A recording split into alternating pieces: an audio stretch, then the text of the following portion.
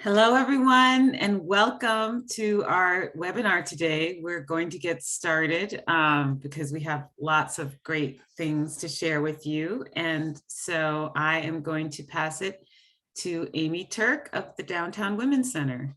Thank you, Saba. Welcome. I am the CEO of the Downtown Women's Center located in Los Angeles.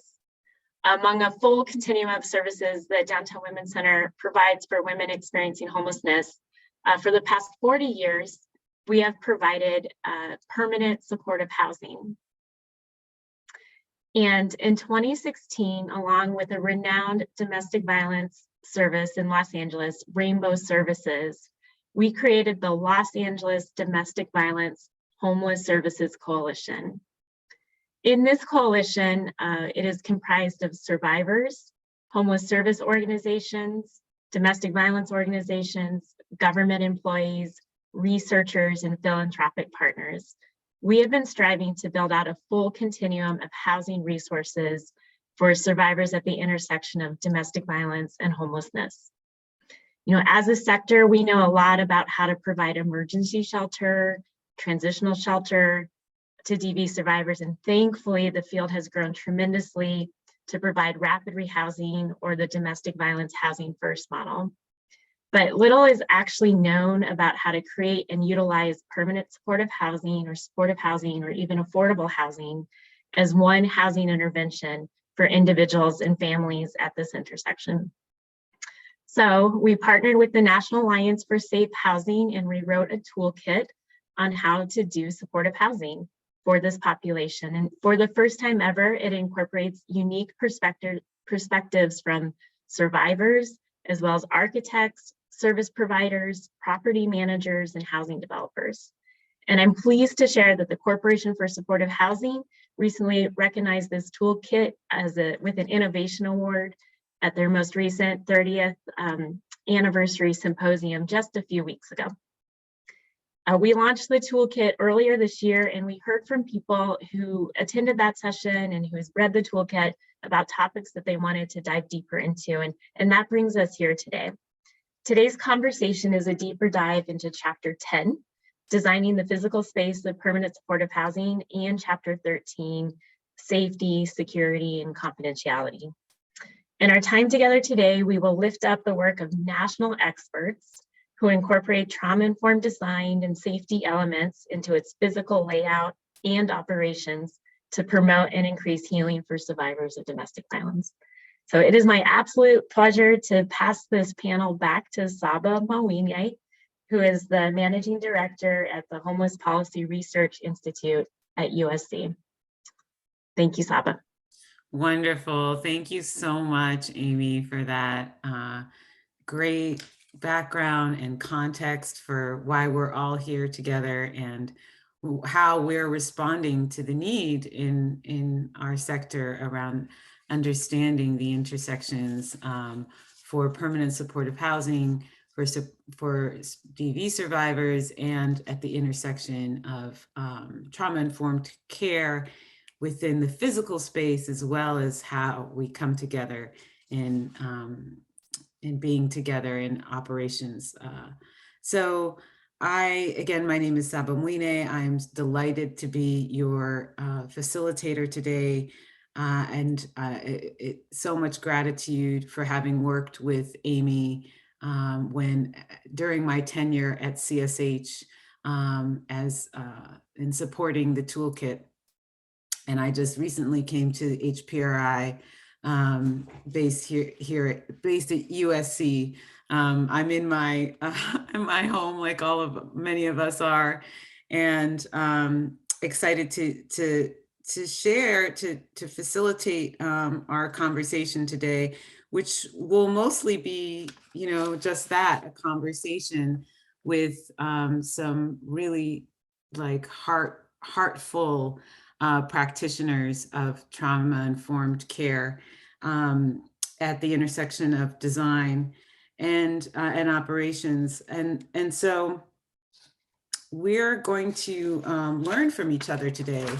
And like I said, we'll have a little bit of slides. Then we're going to go into a panel discussion followed by a Q&A. So please do put your questions in the question box so that we have some to respond to when we get to that section of our time together. And so I want us to now open with our panel introductions. And so thank you, panelists. I'll just ask us to say our name, our pronouns, organization, and 2 sentences about what brings you to trauma-informed work and practice. So how about we start with Julianna, and then hear from Libet, and then we'll hear from Laura, and then Marissa. Does that sound good? All right. So passing the mic to Julianna. Great, thank you, Saba. Good afternoon, everyone. I am coming to you from Boston, Mass. My name is Julianna Stewart. I'm with an organization called Preservation of Affordable Housing, or POA. And we're an owner and operator of affordable rental housing across the US. And I'm here coming with the privilege of working with Marissa and Levi, and having learned from Laura for many years. And these are all really thoughtful, talented practitioners. And so myself, Marissa, and Levi are all working together on a 2-year, really intensive project to use human-centered design to make physical space and property management and resident services and the way that they all interconnect more trauma-informed in affordable rental housing. And so I'm excited to share more about that work. Wonderful. Passing to Livette. Thank you. It's a pleasure to be here. My name is Levi Ojeda. I am a community outreach director, and I'm a huge advocate for immigrants and language access. And so that really brings me here. But I have a huge passion for planting the seed, and that looks different for everyone. So just honoring that. And I believe in healing. So trauma informed is important to me for those 2 things. I believe our lives change once we find the healing, and I feel everyone deserves that. So this is trauma informed is something I'm truly passionate about. We appreciate that so much. So Laura. Hi all, I'm Laura Rossbert, she, her, hers. I'm at Shopworks Architecture, but confusingly, I'm not an architect. We build a lot of supportive and affordable housing, and as a former nonprofit executive director who built housing, my job is to translate between the folks who are going to live in the building and the nonprofits to build housing that is healing and beautiful and dignified. It's so good to be with all of you today, and I'm just so honored to be a part of this conversation. Excellent. Marissa. Hi, everyone. I'm Marissa Rogers. I'm located in Boston and work for a nonprofit as an outreach coordinator in mental health. And I also have my own business as a doula. And what brings me to this work is knowing that we think of trauma as like an isolated event or a specific type of thing. And it's important for us to conceptualize what that means across different areas of people's lives. And then, like Libet said, I think it's huge on healing. And, like breaking those generational cycles and things like that. And thank you for having me. It's such a pleasure. Thank you each for your passion in this work and for sharing about, how you show up in the work and already teaching us, even in your introduction. So we're going to, so part of how we are aiming to practice together, even in this webinar, we're always working to be intentional in our own trauma-informed care ways of being as we as we plan the webinar and even as we, do it together here today. And so we would like to go next to a grounding exercise that Julianna is going to lead us through. Awesome. Thank you, Saba. So I'm going to lead us through a grounding exercise. And that's us, the panelists, and all of you who are here with us, even though we can't see you, please join us. So grounding exercises are things that we can do to bring us to the present moment. So they can help us release whatever happened before we got here, whatever energy you may be bringing from a previous Zoom or a conversation or whatever happened this morning. They can help us release what's happening next, whatever's on our mind about the future, and really just focus on being here now. So this exercise is called PAN, which stands for Pay Attention Now. And you can use this in a group setting, as an individual, whatever you're looking for an opportunity to center. So I invite you to start by just settling into your seat. You can wiggle around, find your feet on the floor, get comfortable, roll your shoulders back. For my panelists, I invite you to turn off your camera if you'd like.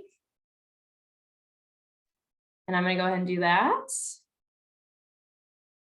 And once you're settled, if you're comfortable, you can close your eyes, you can draw your gaze downward. And the first thing I want you to do is to notice what's going on in your head, happening in your thoughts. Just notice what's kind of coming to the surface. You don't need to judge those thoughts or process. You're just becoming aware of what's going on in your thoughts. Are you maybe feeling scattered? Are you curious? Are you thinking about your grocery list? Whatever it is, just notice.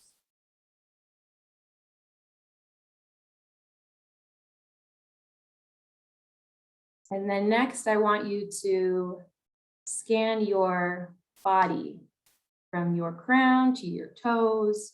What are you feeling in your body today, in this moment? Are you feeling heavy or light?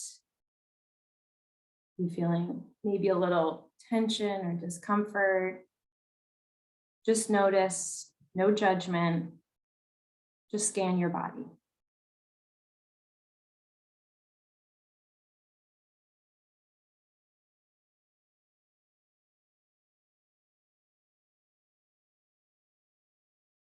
And lastly, I want you to pay attention to your feelings. How are you feeling? And what emotions are surfacing? Are you feeling stressed or overwhelmed? Are you feeling excited? You may be feeling a little tired. Are you feeling annoyed that this lady is asking you to think about your feelings? Whatever it is. Again, no judgment. You're just noticing and paying attention to how you're feeling.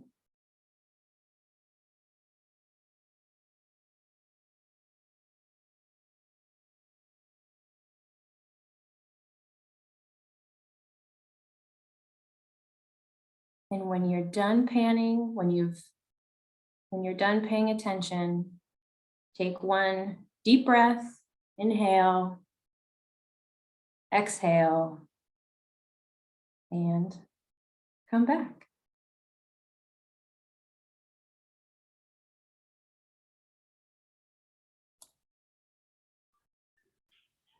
Thank you, Julianna.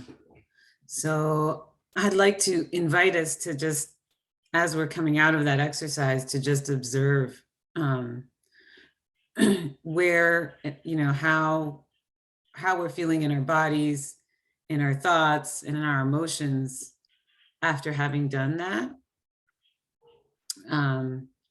And, I think that kind of a check-in is really sort of established when we can when we can observe how it benefited us. So I just wanted to give us a chance. And thank you so much, Juliana. Like, I know personally, I feel much more grounded, settled, and focused. So that's really helpful. So I just want to take a very brief moment to ground us in the principles of trauma-informed care. If we could get the slide deck up. And I don't want to spend a lot of time here because we have the benefit of the amazing panelists that we have that practice these principles on a daily basis. And that's really what we're here to talk to today, is what these principles look like in practice. And it's a creative engagement that I like to think of it as a creative engagement, incorporating these principles into your daily engagement with yourself and with others and with community. And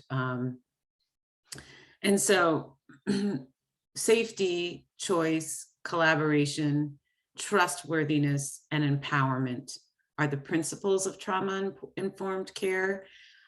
Safety, we want to be conscious of not only our physical safety or others' physical safety, which is paramount, equally to emotional safety.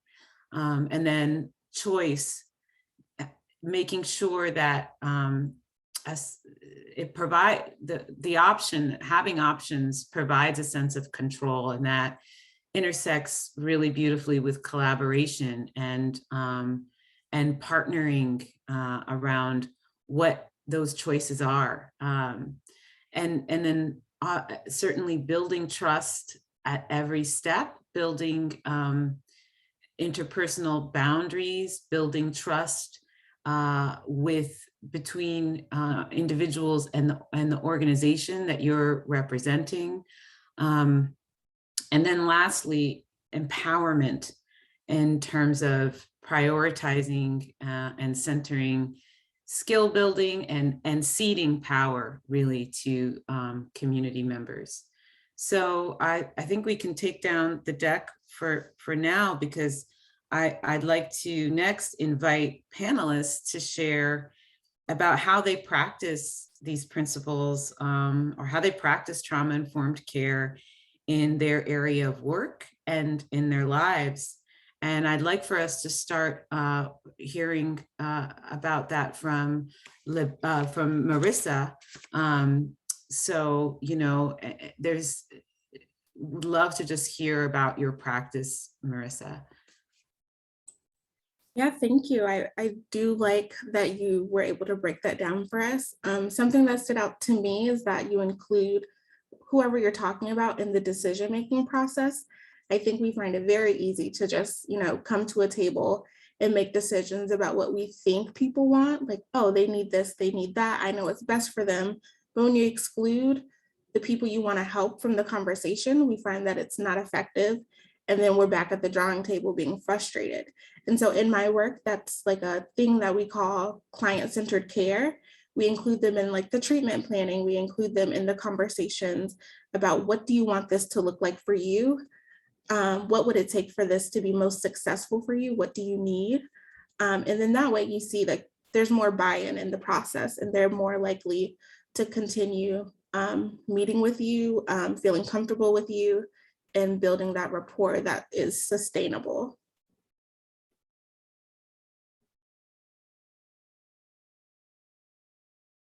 You're muted. Thank you. Oh, it happened. That's so central. Thank you so much for lifting up client-centered care. I mean, I think that's at the core of all of those principles. Libet, would love to hear from you, like how you interpret your practice of trauma-informed care.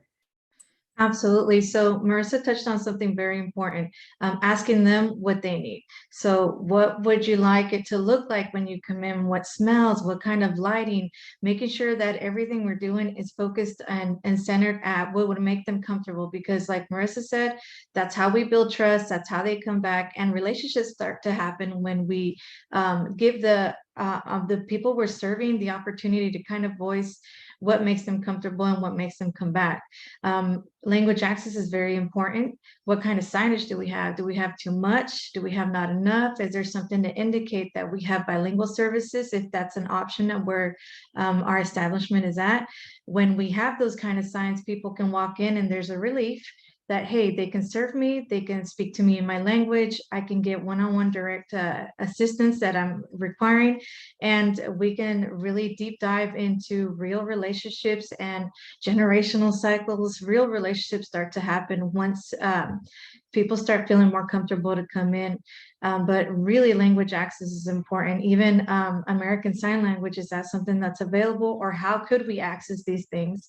As people come in, we'll find out what their needs are, but how do we keep them from not leaving and not feeling underserved? So always asking them the questions. They're the experts. And very important that there's a huge difference between case management and coaching. Case management, we're going to tell you what we're going to do, and you're going to do what I say, and this is the goal, and we're not really listening. So listening is very important. And when we're coaching, we're learning together, we're walking through things together. I'm not going to work harder than you, but I'm going to work at your pace and meet you where you're at. And so for the Hispanic community, mental health, domestic violence, those topics are very important. But they're also very taboo and very stigmatized. So you got to go way deeper to introduce what those things even mean to those families. So meeting them where they're at, walking at their pace is super important.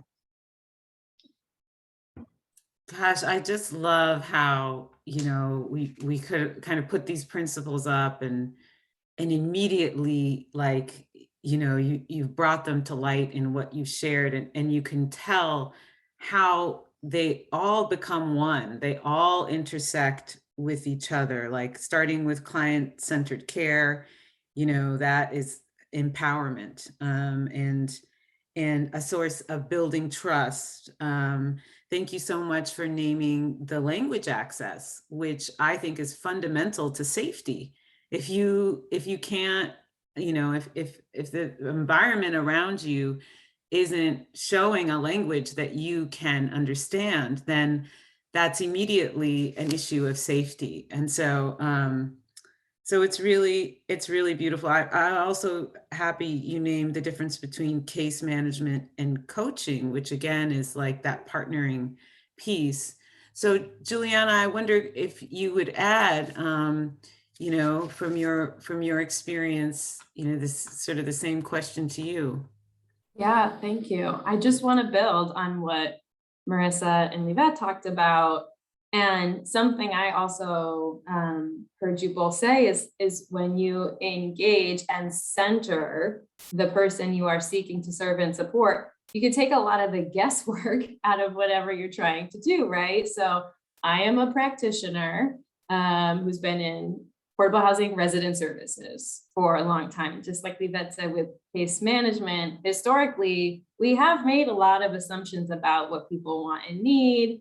And we kind of use our sort of like professional expert hat to make decisions, when really the folks that we're seeking to support and serve are experts, and their lived experience is a form of expertise, as well as for those of us who are in leadership and support roles, as well as the staff who are engaging every single day in the environment that we're sort of informing. And so that can be as simple when you're thinking about the built environment as giving people options for things. When you walk into the space, do you have options to sit in different places? Do you have options to paint the interior of your home a pleasing color? And I would say, one thing to kind of ground us in now is like, not only are you taking some of the guesswork out of those decisions, you're also supporting in an interconnected way the idea of empowerment. because we may not realize that when we strip people of choices that we think are really minor, you know, we think the color of the walls, not a big deal. The location of the chairs, not a big deal. But in reality, I mean, if I'm a client, I might think, if you're not going to let me choose that, then there's no way you're going to let me choose more important things that maybe have a bigger impact on my life, right? Like if you don't even let me choose the paint color, then how can I choose, you know, where I live or the services, you know, how to engage in the services you offer. And so another way they're all kind of interconnected. I think we need to see folks as experts in their own lives and empower what they are telling us and sort of release ourselves of the responsibility to have all of the answers too. Gosh, I love that so much. It's like, you know, it makes the work, it makes us in harmony with each other, and it makes our work together harmonious if we practice that seeding of power, that offering of choice, that centering of lived experiences as expertise is just absolutely foundational. And so thank you for naming that point, because that is central to how we position ourselves in affirming that each of us is a central, that you know, the experiences that that folks have are central and have to be the foundation of our being together, and learning how to support each other. And Laura, I'd love to hear from you as well. Yeah, thanks. So one of the privileges I've had in my life is helping to design a homeless shelter from the ground up. Homeless shelters usually are retrofitted spaces that aren't great, but we got to build a whole brand new one. It was beautiful. And we had a guest advisory committee that offered a lot of feedback on the design of the shelter. And I'll say, as it relates to kind of the trauma-informed care piece, it was really cool because we sought to make the design process itself trauma-informed. And the first night that guests were welcomed into the shelter, once we had our certificate of occupancy, will be hands down one of the best moments of my life forever. Because the guests and I got to walk around and I got to point out all these things that had been asked for. I got a freaking standing ovation when I showed them the sonic ice machine. You know, it's these little things, but they're like, Laura, that's what we asked for. And I was like, yeah, and that's it, yes, you know. So I think one thing that's really neat is how we can create not just the services, but the design process of the building itself created this incredible empowerment because I just got out of the way. Like, I know that I have to sign the construction documents at the end of the day, but I don't care what, I mean, I care what's in this building. I want it to be beautiful, but y'all stay here. So this is your judgment call. It's not mine. I'm just a facilitator here, right?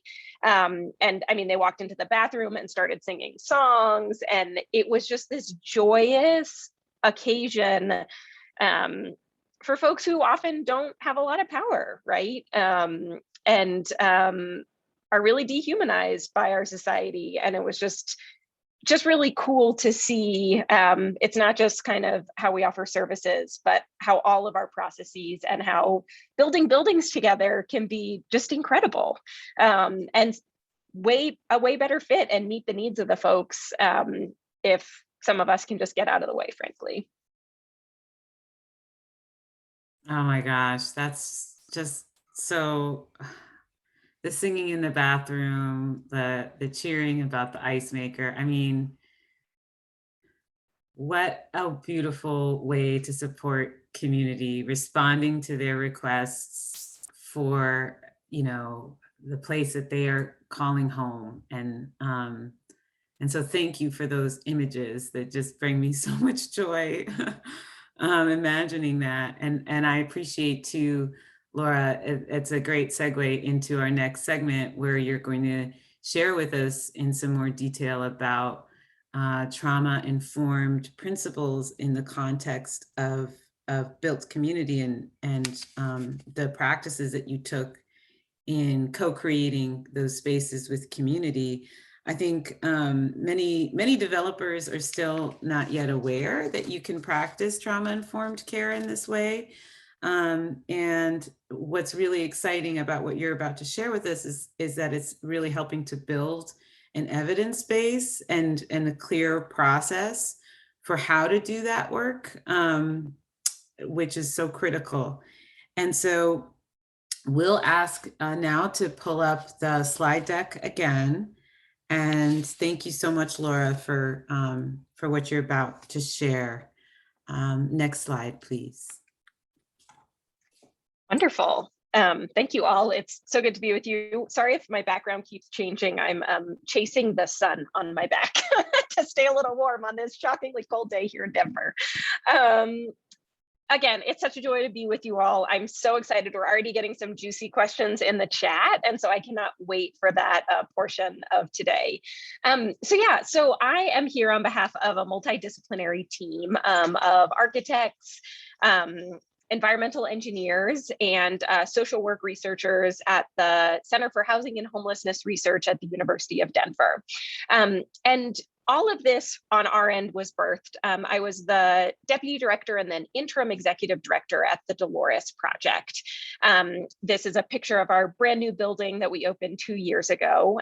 This was a joint venture between Rocky Mountain Communities and the Dolores Project, and we built a brand new homeless shelter, supportive housing, so really housing for the folks who are staying in our shelter and could move upstairs and have a traditional lease, and then generally affordable housing for families. So in total, we had 130 affordable housing units. And while we were doing this, I was overseeing us implementing trauma-informed care in the shelter while we were designing this brand new building. So kind of on a whim, we invited the architects to a training at Shopworks Architecture, where I now work.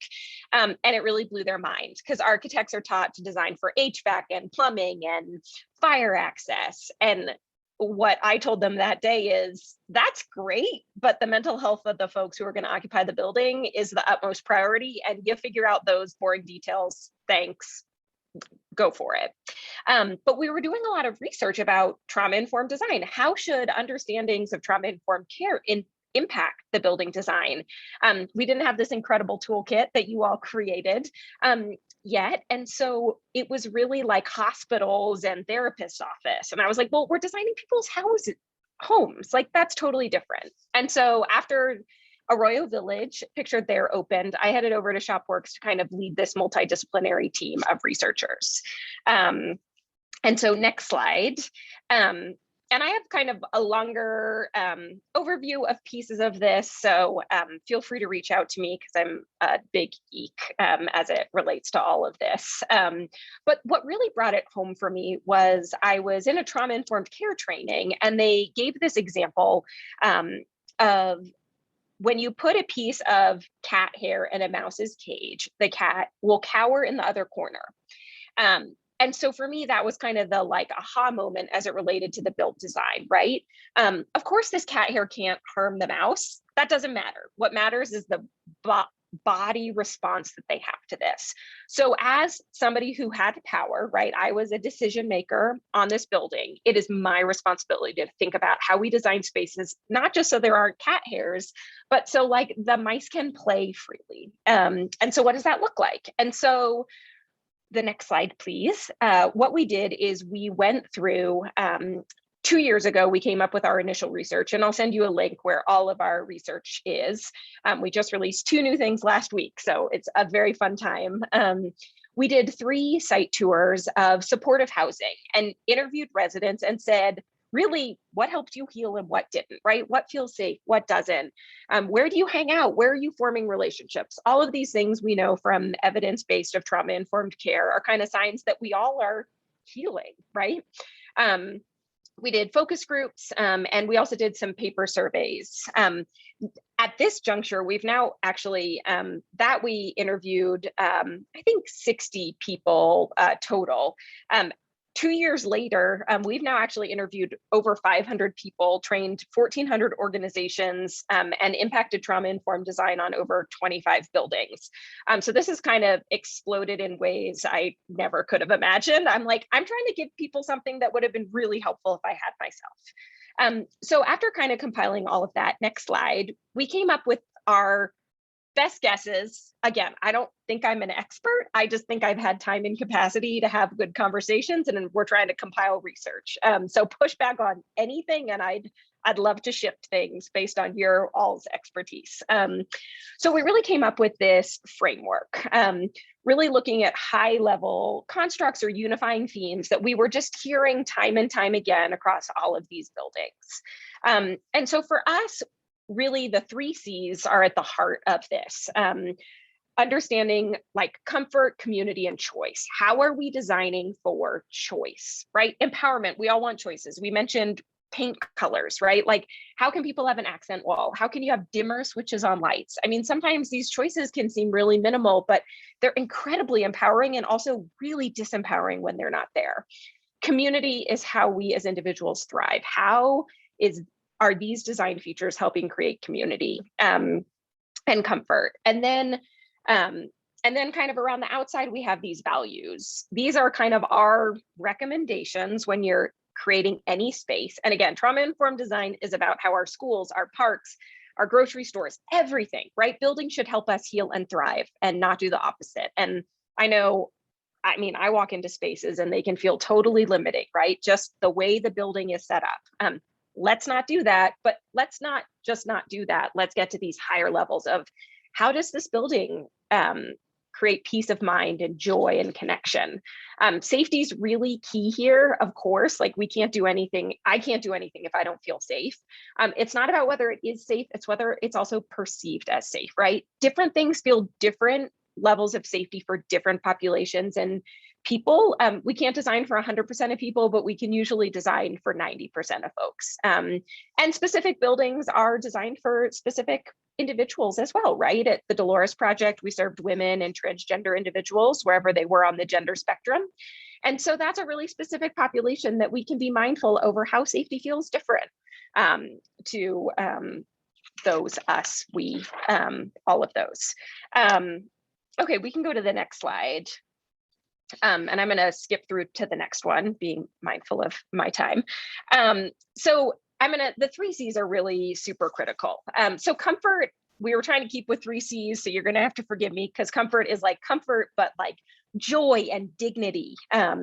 So things that spark joy, like appealing and calming wall colors. In the bottom right picture here, this is the entrance to the supportive housing at the Dolores Project. And one person who'd experienced homelessness for 15 years walked in on her first day and she said, "You invested in this beautiful artwork. It's this really cool, you can kind of see through it, but not really." And she said, "From that moment, I knew that I mattered." And I'm like, wow, for $5,000, like that is cheap for somebody to feel that they matter, right? When you're talking about a $30 million construction budget. But it's also about kind of where people can let their guard down. This top left picture are 2 of my friends at the Dolores Project shelter, just enjoying the beautiful, we invested a lot of money in really fancy furniture. And you can tell, they're like, this is amazing. This is nicer than anything I've sat in. I'm like, I know, me too. Isn't it lovely? And then really thinking about kind of elements of nature and artwork and distinctive light features to really create that comfort. You can go to the next slide. The biggest learning we had in our first initial research was these understandings of community and how critical it was, obviously, and how the built design could help or heat that. So one of the things we learned is if amenity spaces, if common areas aren't within sight lines of staff, they don't get used. This is a total mess. On our supportive housing, we have this cute little lobby that I just showed you with the artwork. There's 4 chairs there. All the residents hang out there day in and day out because there's a staff desk. On the 2nd floor, we have this beautiful room with a garage door and a view of the mountains and artwork created by the residents on the wall. Nobody uses it. because staff is on the first floor. It doesn't feel safe. And so what we learned is that if residents can hang out in sightlines of staff, then they get to know each other, and then they end up like hanging out in their apartments, right? But just like me, like I'm really an introvert, and meeting new people is really scary to me. And so if I can do that like via a friend or via a staff member, it's gonna feel healing. One of the things we also learned that was such an oh duh moment after our first round of research is that for folks exiting homelessness, laundry rooms and trash rooms are super triggering. And it's like, of course they like, you know, I say this stuff and it's not rocket science, it's so obvious. And so what we found is at Dolores Apartments, we created these like ugly little laundry rooms that are just kind of leftover spaces we threw some stuff into. And people would literally sit in this terrible room for hours watching their laundry. Of course they would, right? And so instead now we create laundry spas. So this top left picture is a new development Shopworks just opened in Denver. And so it's like laundry, and then like some little, you can keep your eye on your laundry, but there's eventually a TV, there's another run that's a fitness room or things like that. So really thinking about how we're creating those life-giving spaces. Okay, next slide. Choice is key, 100% key. People want to have a say over their building, and affordable design processes don't always allow for all of those choices. But how do we even within that create space for different types of people? So this top picture is at Laurel House in Grand Junction, Colorado. It's for youth exiting homelessness. And we wanted to give people opportunities for prospect and refuge, right? So like, I don't know, it's kind of hard to see, but there's kind of circles. They now have really pretty pillows in those. Those are kind of reading nooks. So you can kind of like be a part of the action, but be off on the side. And then there's like areas in the like center where you can do everything. The same goes, the pictures down below are Mason Place in Fort Collins, Colorado. It's an old movie theater. So we have this incredible atrium. So there's like great areas kind of in the big open space where people can hang out. And then there's also kind of covered areas and nooks on each floor as well. So really giving people choice. I'm really big dimmer switches on lights in rooms, blackout blinds in apartments. You know, love the architects, but I kind of make fun of them. And because they're like, we're designing for light. I'm like, that's great. You know what? Somebody who's experienced homelessness for a decade hasn't had in 10 years, dark. Like, and they're like, oh, right. And so how do we allow people what they need to calm themselves, like those blackout blinds? And yeah, you can have beautiful, glorious big windows. That's really key and people love it, but they also want dark. They also want to sleep in pitch black sometimes, right? Because they haven't had that chance. Okay, next slide. So I'm going to kind of fly through these values, but these are kind of all things that we heard from all of the incredible people I've had an opportunity to interview.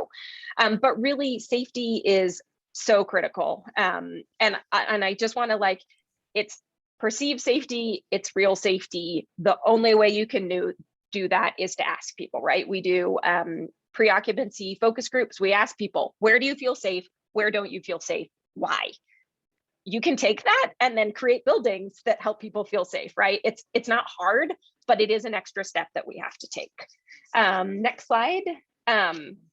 Visibility and sight lines are really big.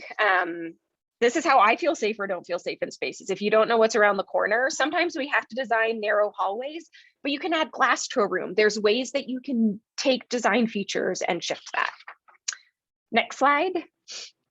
This is one of my favorite entrances, but one of the things as well is how do we lessen the barrier for folks to engage with our building, the staff behind the walls?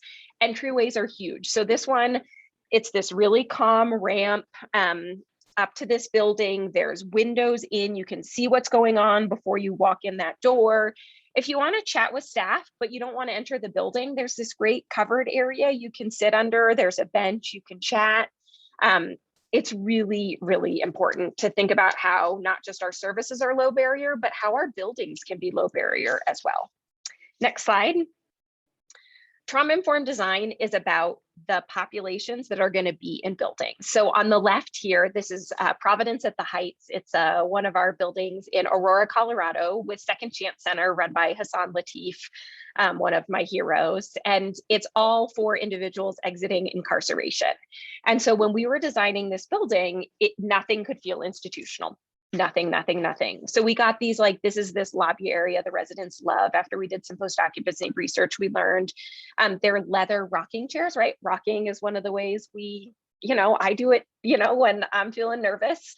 And so creating these rocking chairs. On the right is totally different. This is for that Laurel House youth exiting homelessness. Bright furniture, mural from a local artist, just joy, but these are really different populations and needed different things when they're exiting homelessness. And both bring joy in different ways. Okay, next slide. Outdoor spaces are super critical. We create indoor-outdoor amenity spaces whenever possible. We love our garage doors.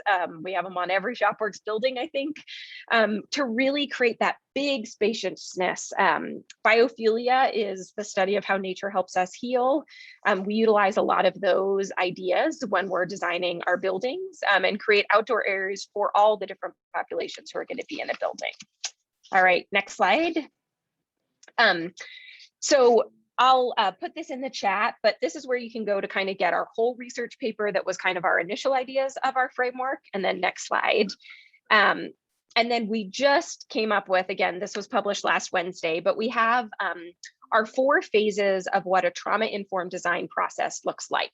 This is from lessons learned on ways I messed it up personally, and we're figuring it out with all the nonprofits we work with in building affordable housing.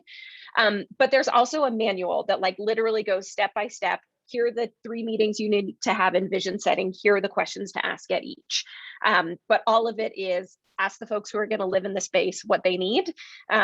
We have sample questions. We have researchers you can connect to, but super excited to share that with the world. And I'm super excited for how the voices on this call will shift our next iteration of this. So thank you so much. And I'm super excited to chat later. Oh my goodness, Laura, thank you so much for your research and for all that, the stories that you shared, the elements that you raised for us. Those pictures were beautiful. I want to go to every single one of those places. And, I also really appreciate just the detail around understanding that communities are different. Transition age youth that are coming out of the experience of homelessness versus folks that are, coming out of incarceration, and really the piece about any kind of an institutional feeling. And it was just that's just so central, I think, to this work, and the consciousness around the different needs depending on where you are in life, what your experiences were, what intersections you're holding, and your identities are so vital. And yeah, I just think it's so tangible when we're able to see those images. And I really appreciate the process that you guys took, and kind of how you showed us that in that last slide, the phases. And so I wonder if you could maybe, we're gonna transition now into the panel part of our discussion. And I'm going to kind of use that opportunity to put our first question out. Maybe Laura might be the first one to answer, but it's open to everyone. In terms of, the experiences that we've had, if you could share with us some stories of trauma-informed practices that you've been a part of co-designing in built spaces, as well as in practice and operations. But stories, I think, are a great way for us to kind of learn from each other. Since the beginning of time, we've been sharing stories. So I want to kind of give us an opportunity to hear stories about some trauma-informed practices that you've been a part of in co-designing built or shared, any kind of shared spaces. So I see a lot of nods. Marissa, maybe we'll start with you. Sure, thank you. I think I'm shaking my head because I have a lot of things are coming to mind. And so a couple of things that I want to bring up is that I work in a group home with youth. And so when they step up to higher level of care, you show them their bedroom, they might have a roommate, they may not. And something that I remember vividly is like the milieu staff saying like, here's your gift card, go to the store, get what you want. This is how you decorate, like you can decorate this space is yours. Like it's your home away from home. And I just thought about how disarming that could be for a youth. Like, I don't know you, I don't know this space, but I like Powerpuff Girls. So I'm gonna go get that from Target and I'm gonna feel at ease. Or maybe, can I help you change your bed around? You don't like the way the bed is facing toward the door or whatever that is. Maybe you need a nightlight, like things like that, I'm sure have been helpful.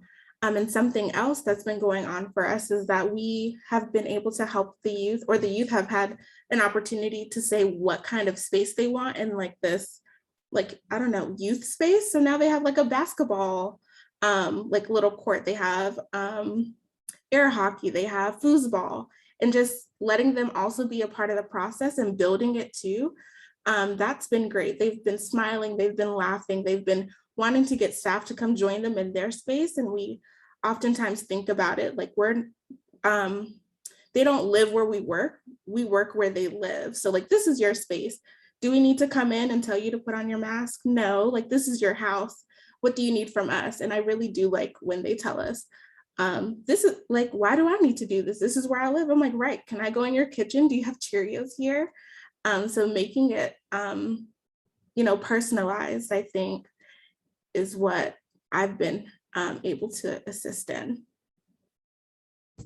Those are such wonderful examples. And I just love, just how you pointed that we are working where they are living, and that distinction and that honoring and that centering and recognition is just, I mean, so simply put, but so profound in terms of how we orient ourselves in being in community and being in a household. So I'd like to pass to Libet. Just now we're swimming in all of these great ideas and concepts. And so however you want to contribute or affirm, just so appreciate all these voices. Yes, and thank you guys. Laura, huge kudos to you, because I saw a lot of different colors. I saw a lot of different patterns. I saw the bright colors, and that's very important to me. So being culturally competent is one thing, and being able to have that conversation is one thing, but it's a completely other thing when we implement it, and that's more cultural relevancy. And so the bright colors, I'm working on my own home, and I picked bright colors, and I didn't pick one color. My kids picked two, but I'm Mexican American, and I'm a daughter of immigrant parents. And so we went with bright colors, and everyone else in the neighborhood, very neutral, and so sadly we got a lot of, comments, microaggressions, and people didn't take it well. And so the same contractors that are building my home laughed at the colors. And so I had to have the courage and be an advocate for, anybody that they work with in the future, to put those things on the table and have the conversation. So we were able to have the conversation. They were open to it. They apologized. And it just opened up a huge conversation about cultural competency and understanding why it was important to me. And if I'm the homeowner, why does it matter what you think about my color, But if you go to any Latin American country, you could go to Cuba, Puerto Rico, you could go to Mexico. It doesn't matter how big or small the home is. Everyone's got different colors, different patterns, and they're all bright. And so once we have the conversation and we can get deep rooted in there, they were excited. And now people drive by and they're excited and have stopped by, and that's started a lot of conversations. But the courage to move these mountains as we're doing, because we are making changes, says a lot about us too. And so, Laura, you and your team, that you guys took that risk, and despite what everyone else around who may drive by and not understand, that's an opportunity for a conversation to better understand where this is coming from. As a Mexican American, I'd go to Mexico and, oh, you speak English, go back to where you came from. We'd come back and then we speak Spanish. Why you speak Spanish? Go back to where you came from. I didn't know where I belonged. So to see the bright, happy colors meant a lot to me. And I love that I can still continue to do that. But this is why we say listening to who we're serving is going to make the biggest impact. We're going to build relationships. We're going to build trust, and letting people just have that dignity. And Laura mentioned that I've seen that in the slide, and it's such a humbling feeling, to be able to share that with people and give them that back and empower them, remind them of who they are, because we're all fabulous, wonderful people, but sometimes we forget, and that's how we end up in a hard situation. So it's just the work we're all doing, very meaningful, very impactful. So I'm proud of all those things. Wonderful. Oh my goodness. Thank you so much for sharing the story around the colors, and for lifting the piece of cultural relevance, and basically, having taking a culturally specific approach, and in terms of how you want your space to be, that's aligned with your culture. And that's such an important reminder for us, because often in our communities, we are serving folks of color, Black, Indigenous, and people of color. And so what does that mean to create safety for communities that have experienced systemic racism, that have experienced the intersection of racism and homelessness?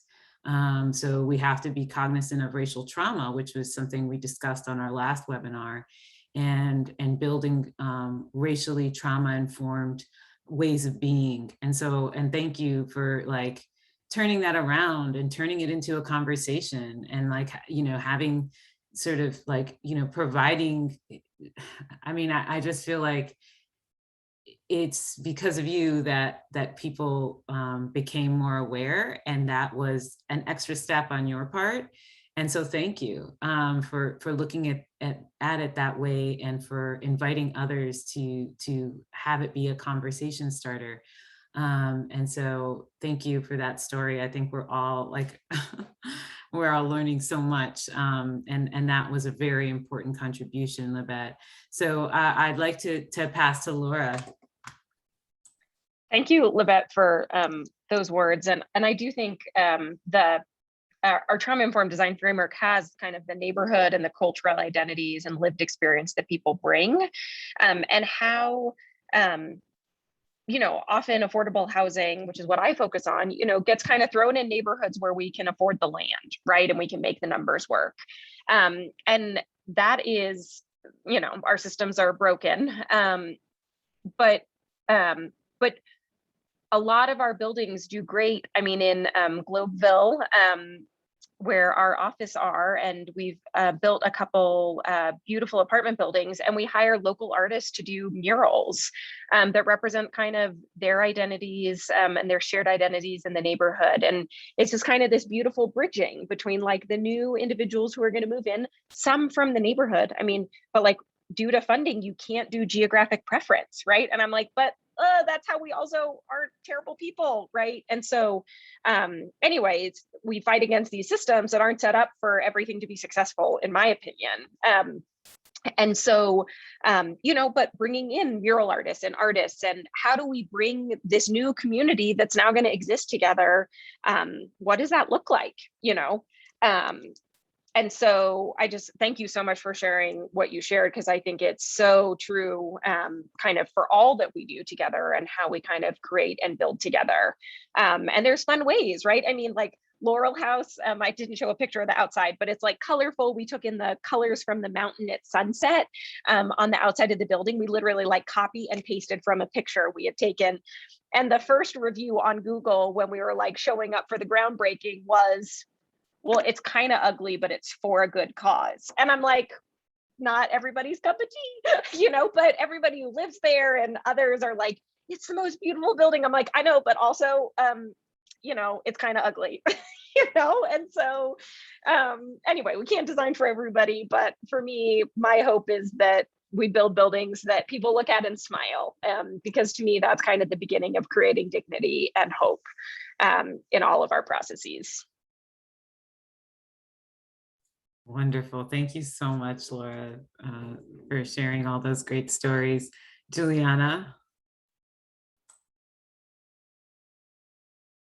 So it's just so hard to decide what to react to and to build on because there's just so much here. So for just drawing a connection between the work that we are doing that builds on a lot of what I had an opportunity to learn from Laura's work years ago. And we're hearing a lot of the same things in our conversations with residents and staff who live in the communities where I work and where Marissa and Levi live, and our and those things that Laura talked about, the laundry spa, like laundry rooms can be huge sources of tension. And so it may show up as, you know, two residents having conflict in a laundry room and the property manager has to deal with that.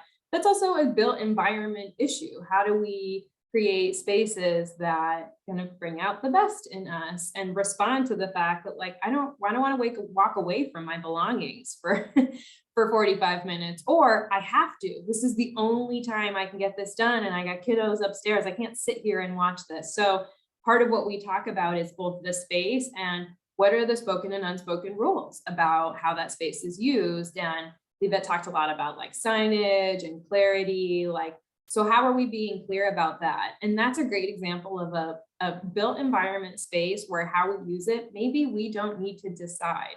Maybe each building writes its own laundry room rules. Doesn't have to look the same everywhere. And I think for affordable housing practitioners, especially on the operations side, we're so conditioned to fidelity to fair housing.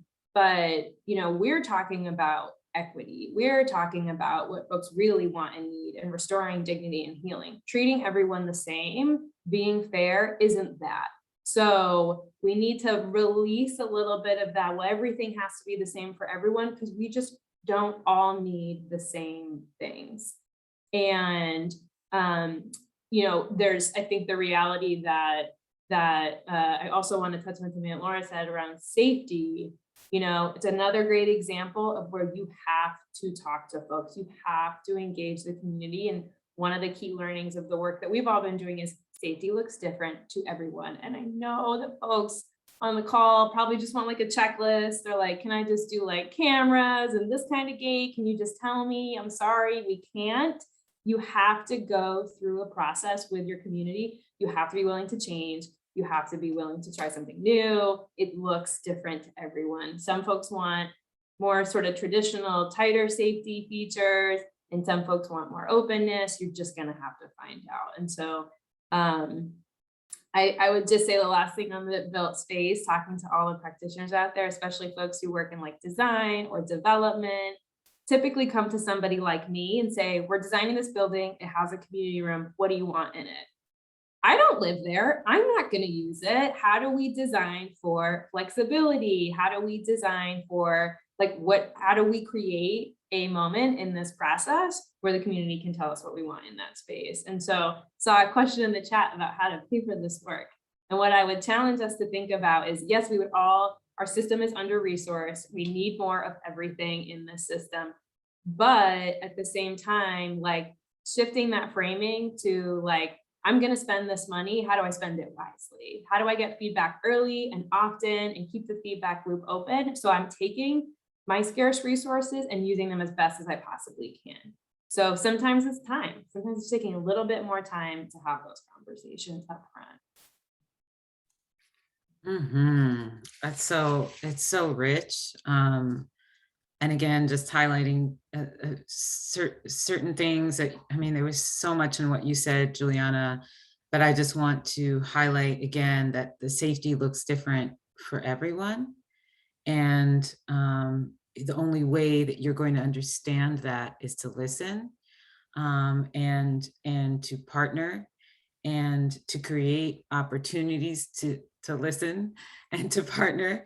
And this kind of brings us to our next question, which is really central to this concept of co-creating, because we want to co-create because we want to share power and we want to seed power. And so it's important for us to talk about, the question is, what are your experiences with power dynamics in terms of how you show up in this work? How can we be be trauma informed when society assigns us more or less power depending on our roles and identities, right? So it's something that I think power is sort of is there, and is a little bit of the unspoken, maybe, that that we're all feeling and aware of. So my question is, like, how do we kind of recognize that explicitly and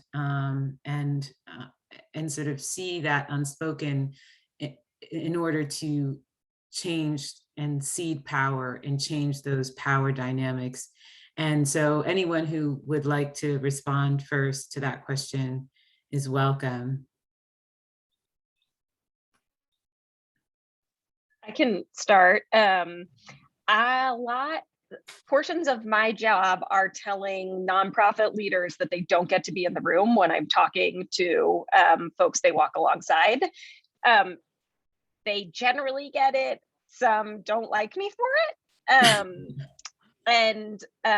But I'm like, to me, like, that's the thing too. I'm like, well, we can build a trauma-informed design building, but if like you're not doing the work day in and day out, well, crap, I mean, we designed a beautiful outdoor space and the staff locked it for 14 hours of a day. And I'm like, well, forget that. Like, what, I mean, so I think that's part of it, is that part of our trauma-informed design process is kind of training the nonprofit sometimes what trauma-informed care is, and I'm like, of course we all do this, right?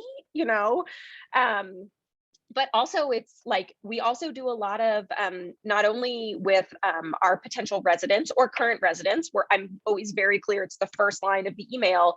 Thank you so much for setting up this focus group. Due to power dynamics, we invite you to not be a part of the space. If anything shows up and we need a staff person, we'll come get you. That never happens.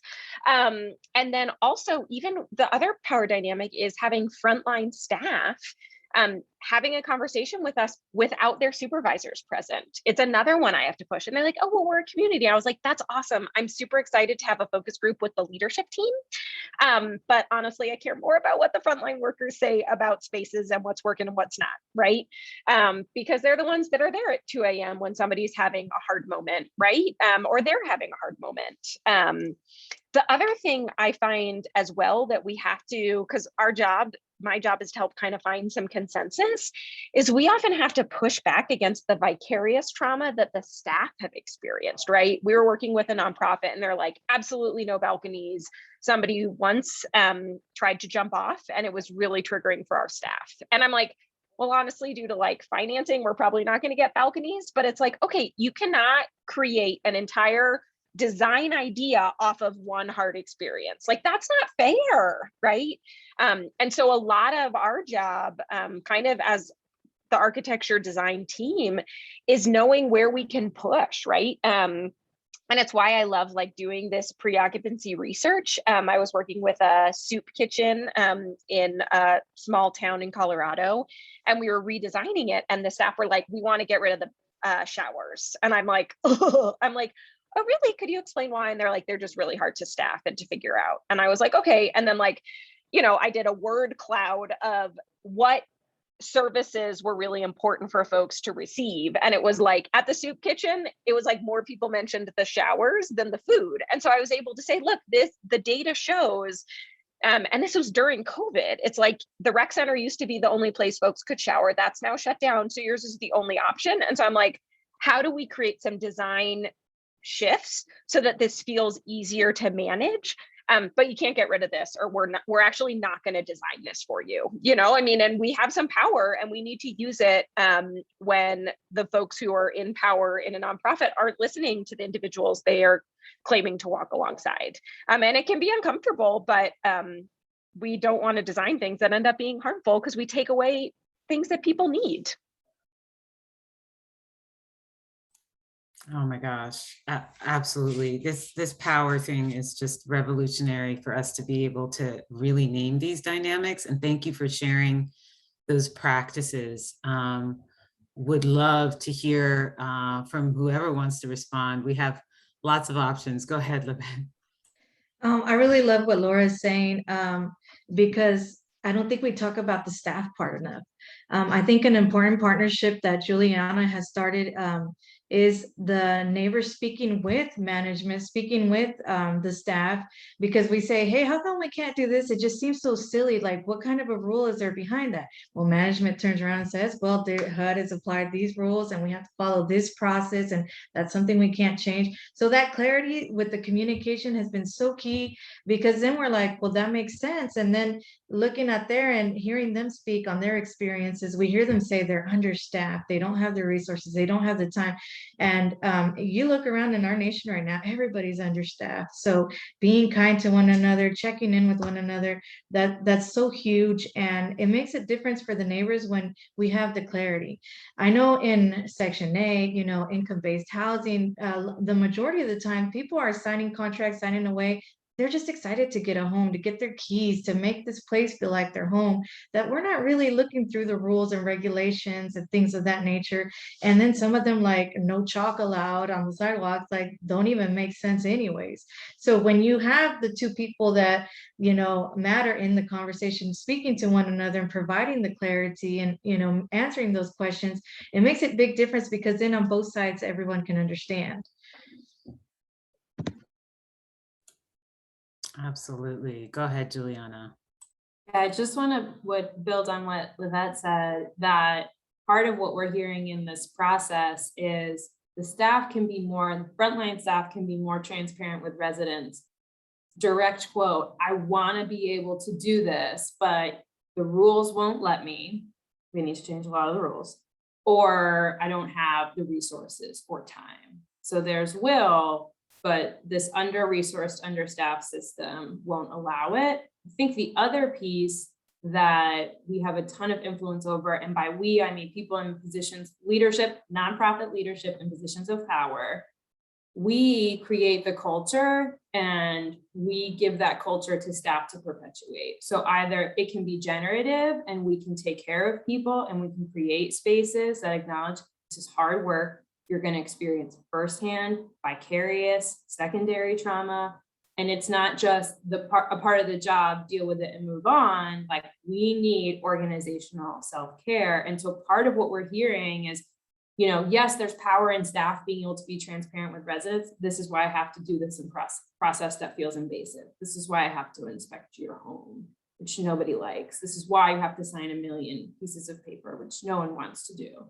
That's a good thing. But at the same time, if folks in positions of power within organizations are not practicing that with our staff, how do we expect them to practice that with residents? And that goes for taking care of themselves, being compassionate, slowing down, communicating about process. And so for the folks on the call who are in those positions, I think there's a ton of opportunity for us to think about what's the organizational culture we create that we can model and support staff, so they're more equipped to support the folks in our communities. We cannot skip over them to do something good for residents. We have to take care of staff. We can't expect them to do that for residents if they're not whole. So just wanted to amplify that too. Yeah, thanks, y'all. I appreciate bringing the staff portion into this, and I'm also gonna say something that might rattle some cages, but I think it's important thinking about power dynamics. Sometimes all the time, you need to be stepping back and thinking about what your privileges. Are you a white male? What identities do you have that inherently have that privilege and that power dynamic? And then also think about what bias does this perpetrate? I was listening to Laura say that seat was $5,000. I was like, I just know that wouldn't happen over here, because there are inherent biases, implicit biases about what people in affordable housing and homeless housing are capable of taking care of, what they are entitled to, what they should and should not have access to because of, I guess, moral beliefs that people have. So if you're able to get to that step and be like, okay, they need this, but why am I hesitant about it?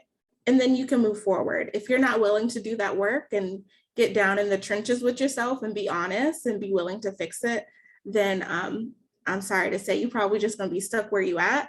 But that's where I'm thinking about power dynamics. I've had to take myself and be like, all right, why is this hitting home for me? Like, do I have my own trauma that I need to work through? Like, what are my triggers right now? Is this triggering me? Why are you triggering me like that? Like, what's going on? So being able to be reflective and take a step back and not just go like, this is the way it needs to go. Like Julianna said about like policies, like, it's okay if it's in a policy, but we can question policies too. Like, yeah, just be real with yourself. That's what I have. Wow, that's such powerful themes and practices that folks are sharing. I mean, just the piece around staff and the honesty in communication. This is what I can do. This is what I can't do.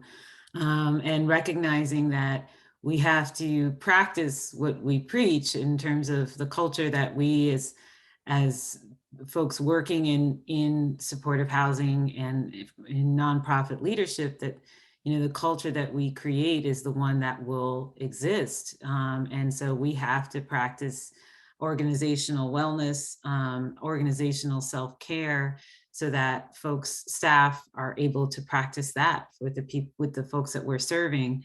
And certainly, you know, all of these pieces around engagement of staff is just like a perfect segue to our next question. This will have to be our last one. I knew this would go by quickly, and it really did. So the question a little bit more pointed in terms of how do we support staff in their work in co-creating with community that they're serving, and with especially being open to feedback, open to learning and growing. So, you know, would love to hear maybe first from Julianna, then Marissa, and then we'll go from there. So I want to quote my friend Marissa Rogers. So something we say all the time is trauma impacts behavior and all behavior has meaning. And Marissa also says, and including my own.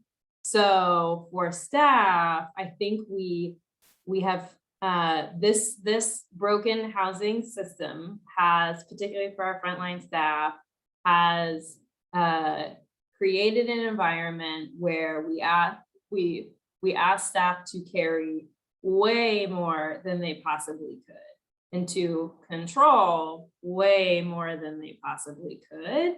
And so we teach them to take things personally too, rather than to sort of zoom out and say, what I might be witnessing right now is a response to whatever this person has experienced. So that reframing question of trauma-informed care is not what's wrong with you, what happened to you. And that goes for us as well. And if you think about, like, when was the last time you were like hungry, tired, stressed, and you snapped on your partner or your child or your spouse, right? Like, we do this. Sometimes we react because of what we're going through, and it really actually doesn't have anything to do with that person. And so reminding ourselves, trauma impacts behavior, and all behavior has meaning, not this person is coming after me and my worth is that feedback or critical feedback is an assessment of my self-worth. We have to find ways to disrupt that. And some of that is even just that learning. Okay, my behavior has meaning, their behavior has meaning. I also, just want to, I feel what Laura's feeling right now with the technology. Laura, we see you and everything is good. This is our world. Just wanted to call that out too. Thank you so much for affirming us in our practice of this technology that we have to sustain in order to be together, and for naming that piece. Feedback is not an assessment of our self-worth, and for quoting Marissa too, who I'd love to hear more from on this piece. Yeah, thank you. There's a lot of pieces. I mean, I echo what I said before, and also think too that it is a process. It's a process. I think that's the most important piece. It's not going to be linear. It's not going to go straight up or straight down. Like, it's going to go up and down. So being able to think about that and saying, okay, this is where I'm at and this is where I want to be, but it's not going to be all gravy all the time. And so, oh, can y'all hear that? I'm so sorry. But I think also involving the staff in a way that's like a side-by-side process, like also including them in their own like focus groups is what I really liked about Laura's presentation, and learning what they need from the environment. Like, okay, staff are going into this room, but is it a nice room to be in? Is it too close together? Are there windows here? Like, those are important things. I don't want to smell Billy Bob's eggs, okay? That triggers me. So do we have open windows? Do we have a fan? Do we have separate places to make our lunches? Things like that, I think. And also transparency helps with staff members too. And something we recently did at my job is we had we call them restorative justice circles or restorative circles. And we noticed our staff were getting burnt out. So we had someone come in, have a circle, and we were transparent with each other. Like, this is what's frustrating for me in being able to show up at work. And this is what I need out of it. I might need this from you. I might need this from me. But being able to foster an environment that's like proactive and not reactive is how you get people bought into the process of trauma-informed care for themselves, the environments, and the places that they work.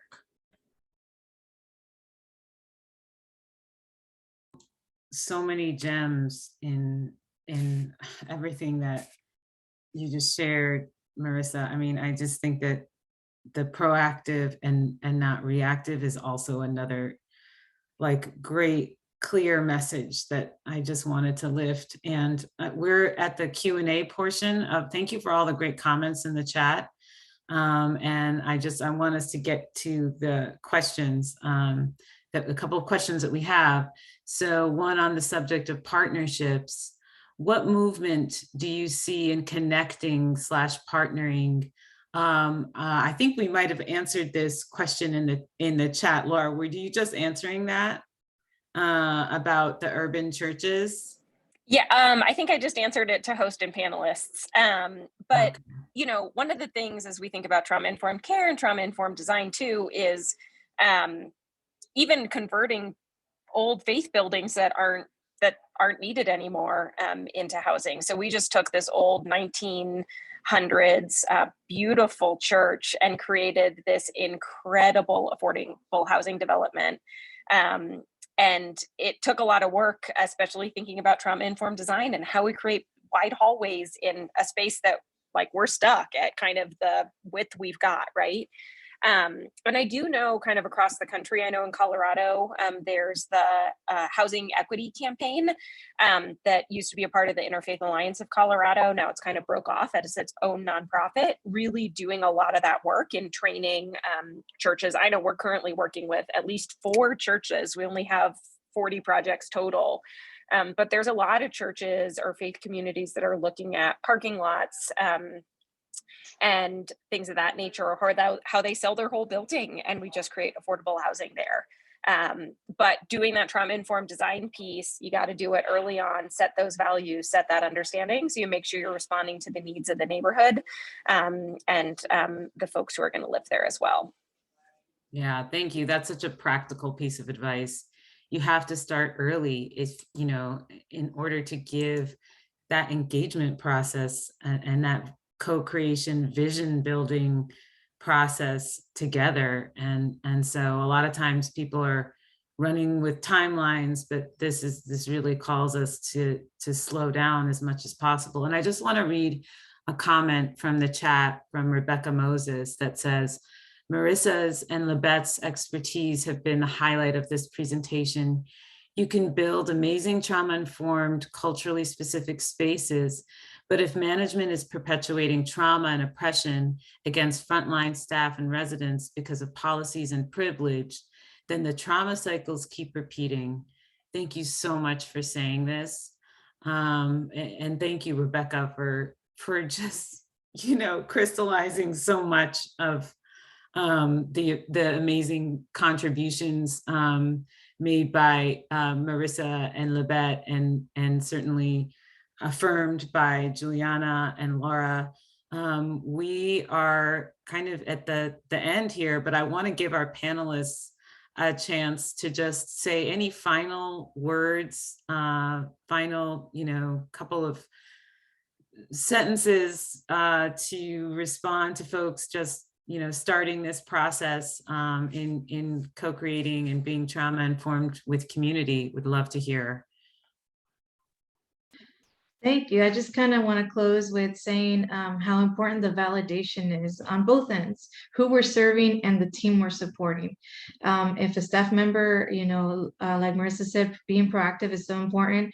If they're mentioning things that are signs of a burnout, stepping in collectively as a team or as an individual, how do we take care of this person? Because we all know some of the best relationships happen when we keep our team together and we keep them there for a long time. People aren't going to approach us when there's a bunch of staff turnover and, people have cried for help and we didn't validate what they're saying. So whether it's a neighbor or whether it's a staff member, validation is important because we don't have to always understand what they're going through or say that we can relate, but just letting them know they're heard and validating what they're saying to us, because it could be minor to us, but it's so important to them. And it could be a step to healing instead of a step to burnout. And so no matter what role we're in our home, in our work, the validation is always going to be very important and just a huge seed to reaching healing for everyone around us. And I just want to thank everyone for the work that they do and know how important they are. It's not easy work, but make sure that we're taking care of each other, taking care of ourselves. If we need breaks, making sure we're taking them. Music makes you happy, do that. If you want to eat a cupcake for lunch, it makes you happy, do that. Just treat yourself. Life's too short for us to not be happy and not treat each other well. So, and, one of the biggest questions will always be, instead of saying what's wrong with you, what happened to you? And that will just start a great conversation no matter what you're doing. So thank you guys. Oh, thank you, Libette. And just for interest of time, Marissa, just your last pieces of wisdom before we pass back to Amy. And sorry, Laura and Julianna.